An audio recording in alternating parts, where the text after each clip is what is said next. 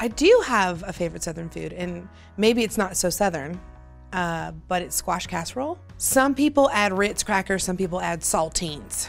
Now I say either one. Make sure you don't forget the cheese. Bing! That was cute.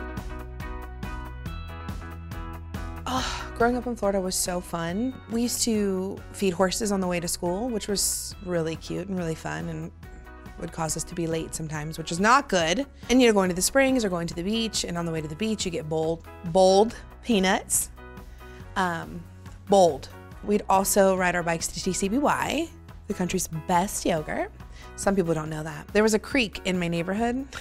We shouldn't have been in it, but we were. It might have been like a retention pond, but it looked like a creek. There's just something really different about growing up in the South, and I don't think, unless you've experienced it, you really understand. Yes, of course I'm a Gator fan. Listen, it is a house divided with my family. I don't even want to say the 3 letters, FSU. I recently took my family to an FSU Gator game over Thanksgiving, and that was difficult. And I'm not gonna say who won, because it doesn't matter anyway. It's hard to say where I always go back to.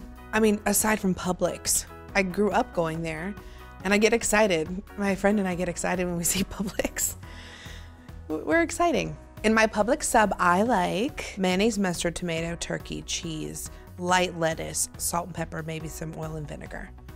White bread, cut in like 3s, because I want to savor it, and sometimes it seems, I mean, nothing's insurmountable, let's be honest, but it seems that way. So I like it divvied up. What do I love most about the South? I think it's just the way people treat each other, and they're not rushing you to get out of the restaurant, and they want to make sure that what you're having is good. And we went to a restaurant, and the girl was like, well, I don't want to bring you these muffins because I wouldn't eat them, and if I wouldn't eat them, I don't want to give them to you. And I just think that is the sweetest thing and so thoughtful. I remember moving to LA, and I dropped groceries and somebody like stepped over me, whereas in the South, they would help you get groceries and get new bags and make sure that you're, you know, it's just, people are just very, very thoughtful. How would I describe the modern Southern woman? I think she's a little more outspoken than ever before, less aware of what other people think, and they're, you know, much more independent. My grandmother was like the toughest cookie. So graceful, and she loved makeup, and her hair was always coiffed, but she was such a great provider, and she was such a fan of mine. I could do no wrong, which is sometimes an issue in our family. And I'm like, it's fine because grandma loved me the best, which is not nice, but when you're fighting with your family, that's what you do. You push the buttons. Not nice.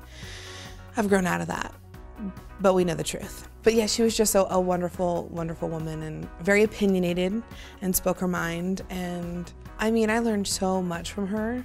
She was very religious, and I always had like a strong faith as well. And that was, I think, instilled from her. Whatever you believe in, I think that it's important to have that strength and that foundation, because it got me through everything that I've been through to be here sitting, you know, here right now.